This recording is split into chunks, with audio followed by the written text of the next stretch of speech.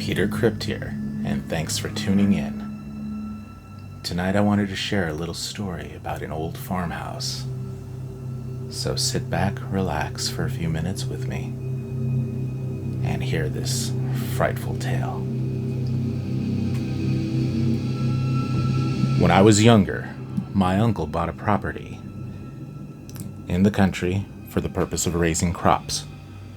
It was a sprawling green land over 40 acres, with a homestead out in the front where my uncle and his family lived.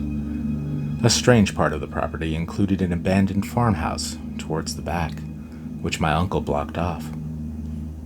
At a family reunion one year when I was 12, I overheard the adults talking about the farmhouse's history.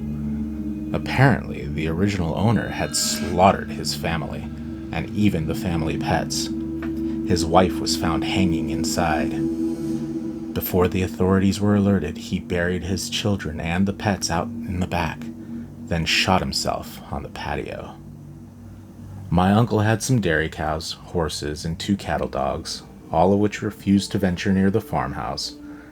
I heard him tell my parents that even rodents and insects could not be found there, even in a 50-foot radius. My 11-year-old cousin and I were fascinated with the stories and secretly planned to investigate the next day.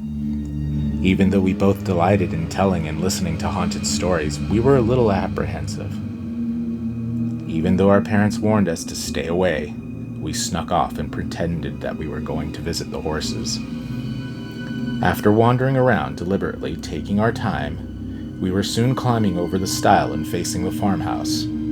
We'd both been chattering and enjoying each other's company, but now the looming building lulled us into silence. It was strange that a misty fog was settled around the farmhouse, and a strong sense of foreboding came over me. My cousin was braver than I was, and she took off before me, shouting over her shoulder, "Come on, chicken!" I swallowed the lump in my throat and followed suit, although I dragged my steps and felt the darkness come over me. As we approached, the stillness made me shiver, while the boarded windows suggested that evil was contained within. I stopped at the front steps while my cousin raced onto the porch. She turned and waved me over to join her. "You go in first," I said. She rolled her eyes, put her hand on the doorknob, and then yanked her hand away in fright. Although afraid, I was annoyed with her. "What's wrong?" I asked. She shook her head and turned the knob. Soon I was right behind her, and we slowly stepped in. The door creaked loudly, and the heavy air swallowed us up.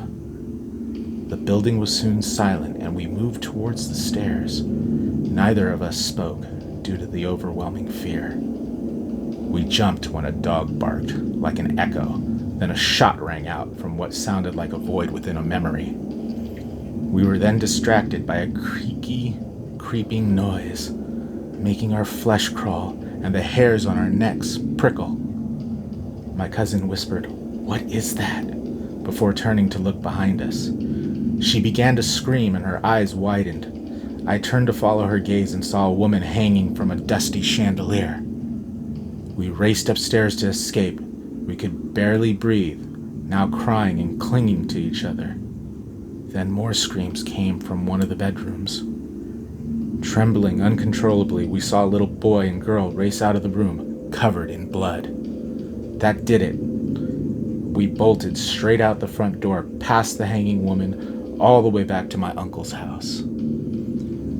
We didn't tell anyone. How could we? Out of fear, and out of the sense that our parents would just think we're crazy. Thanks for listening.